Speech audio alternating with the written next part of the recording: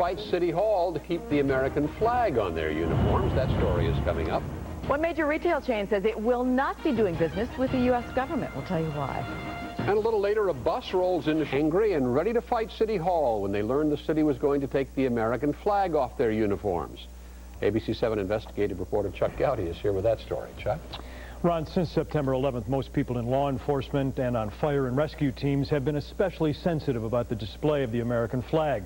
Hundreds of emergency workers were killed when the Twin Towers in New York were attacked and collapsed.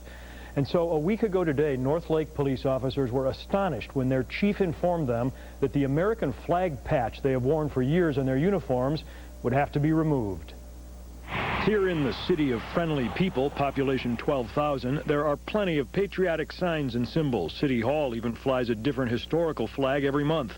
For years, Northlake police officers have proudly worn the stars and stripes on a patch sewn to their uniform sleeve. Then came a memo from Chief Dennis Koletsos, obtained tonight by the I-Team. This memo informed officers that brand new City of Northlake patches will be sewn onto both sleeves, and that keeping the American flag patch would no longer be an option.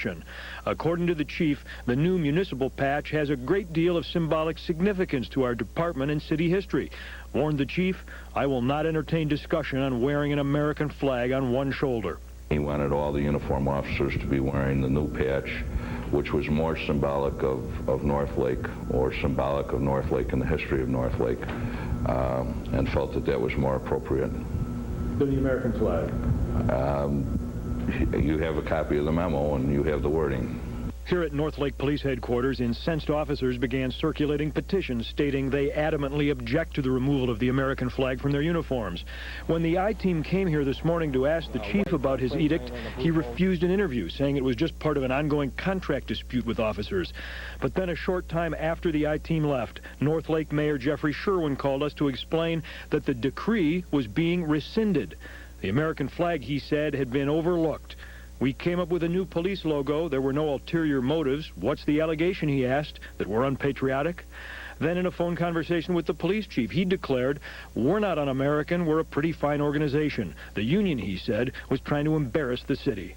I would hate to think that the chief would be using the American flag as an issue to dig his heels in the sand with his workers and our members.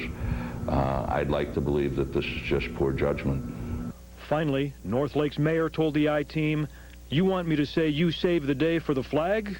Okay, it's done. Northlake police officials say they've already spent $6,000 on the new patches. Now they say they'll have to spend even more to redesign the patrol uniforms.